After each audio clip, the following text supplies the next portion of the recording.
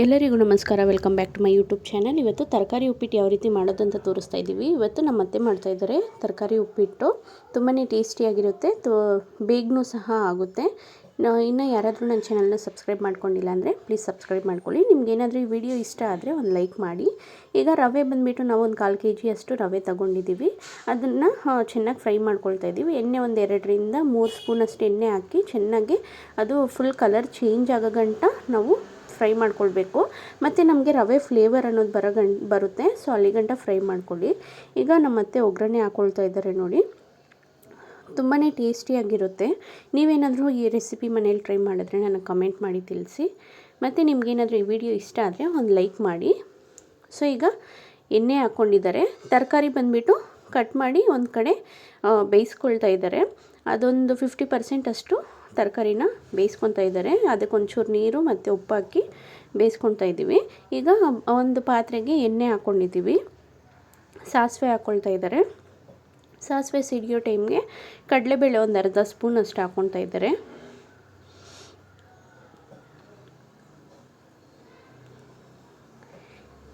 ಈಗ ಕಡಲೆಬೇಳೆ ಹಾಕ್ಕೊಳ್ತಾ ಇದ್ದಾರೆ.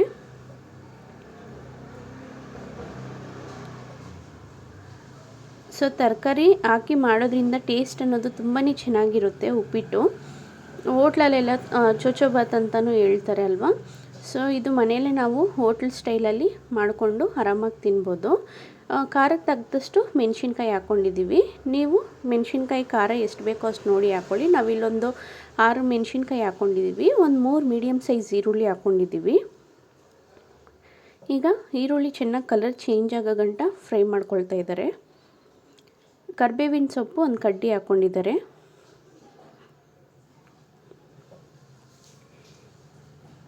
ಈಗ ಇದೆಲ್ಲ ಚೆನ್ನಾಗಿ ಫ್ರೈ ಮಾಡ್ಕೊತಾ ಇದ್ದಾರೆ.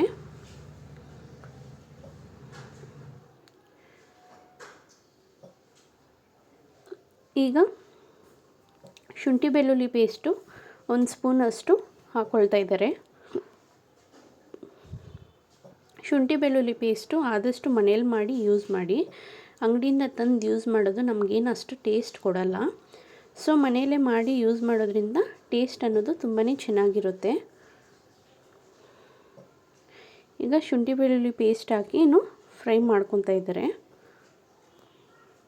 ಹಸಿ ವಾಸನೆ ಹೋಗೋ ಗಂಟ ಫ್ರೈ ಮಾಡ್ಕೊಳ್ಬೇಕು. ಈಗ 2 ಮೀಡಿಯಮ್ ಸೈಜ್ ಟೊಮೆಟೊನ ಹಾಕ್ಕೊಳ್ತಾ ಇದ್ದಾರೆ.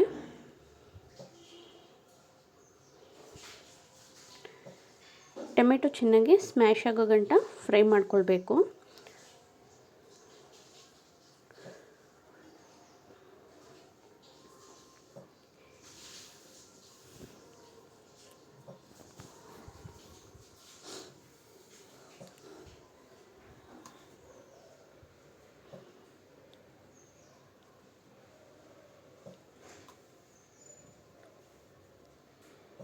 ಈಗ ಇದು ಆಗಿದೆ ನೋಡಿ. ಆಲ್ಮೋಸ್ಟು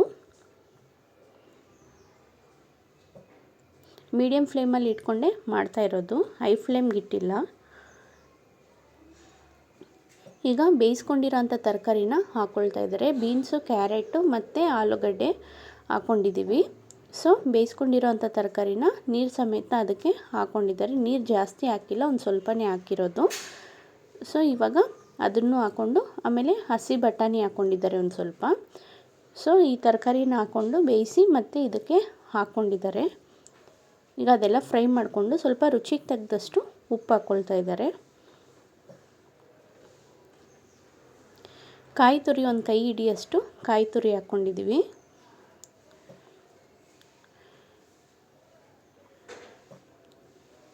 ಈಗ ಅದೆಲ್ಲ ಚೆನ್ನಾಗಿ ಫ್ರೈ ಮಾಡಿಕೊಂಡು ನೀರು ಹಾಕ್ಕೊಳ್ತಾ ಇದ್ದಾರೆ. ಇವಾಗ 2.5 ಲೋಟದಷ್ಟು ನೀರನ್ನ ಆ್ಯಡ್ ಮಾಡ್ತಾ ಇದ್ದಾರೆ. 1 ಲೋಟ ರವೆ ಇದ್ದರೆ 2.5 ಲೋಟದಷ್ಟು ನಮಗೆ ನೀರು ಬೇಕಾಗುತ್ತೆ. ನಿಮಗೇನಾದರೂ ಸ್ವಲ್ಪ ನೀರು ಕಡಿಮೆ ಅನಿಸಿದ್ರೆ ಇನ್ನೊಂದು ಸ್ವಲ್ಪ ನೀರು ನೀವು ಹಾಕ್ಕೊಳ್ಬೋದು.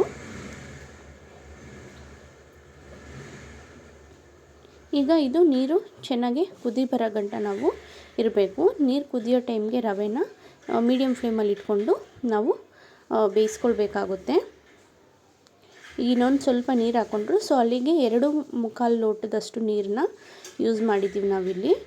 ಈಗ ನೋಡಿ ಕುದೀತಾ ಐತೆ. ಈಗ ರವೆನ ಮೀಡಿಯಮ್ ಫ್ಲೇಮಲ್ಲಿ ಇಟ್ಕೊಂಡು ಸ್ವಲ್ಪ ಸ್ವಲ್ಪನೇ ಹಾಕ್ಕೊಂಡು ಮಿಕ್ಸ್ ಮಾಡ್ಕೊಳ್ತಾ ಇದ್ದಾರೆ. ಇಲ್ಲಿ ನಾರ್ಮಲ್ ನಾವು ಉಪ್ಪಿಟ್ಟು ರವೆನೇ ತಗೊಂಡಿದ್ದೀವಿ.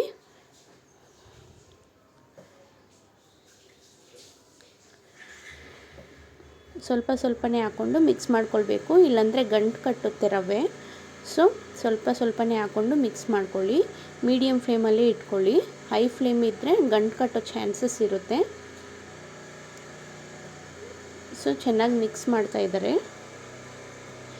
ಈಗ ಇರೋದನ್ನು ಫುಲ್ಲು ಹಾಕಿ ಒಂದು ಟೈಮ್ ಮಿಕ್ಸ್ ಮಾಡ್ಕೊತಾ ಇದ್ದಾರೆ.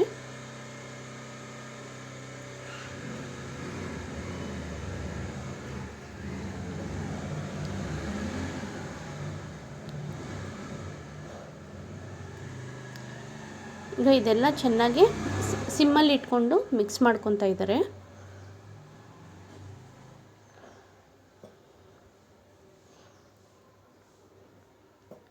ಕೊನೆಯದಾಗಿ ಒಂದು ಸ್ಪೂನಷ್ಟು ನಿಂಬೆಹಣ್ಣು ರಸ ಹಾಕ್ಕೊಂಡಿದ್ದಾರೆ. ಒಂದು ಸ್ವಲ್ಪ ಕೊತ್ತಂಬರಿ ಸೊಪ್ಪು ಹಾಕ್ಕೊಂಡು ಮಿಕ್ಸ್ ಮಾಡ್ಕೊಂಡಿದ್ದೀವಿ. ಸೊ ನಿಮಗೇನಾದರೂ ಈ ವಿಡಿಯೋ ಇಷ್ಟ ಆಗಿದ್ದರೆ ಒಂದು ಲೈಕ್ ಮಾಡಿ ಮತ್ತು ನಿಮ್ಮ ಫ್ರೆಂಡ್ಸು ಫ್ಯಾಮ್ಲಿಗೆ ಶೇರ್ ಮಾಡಿ.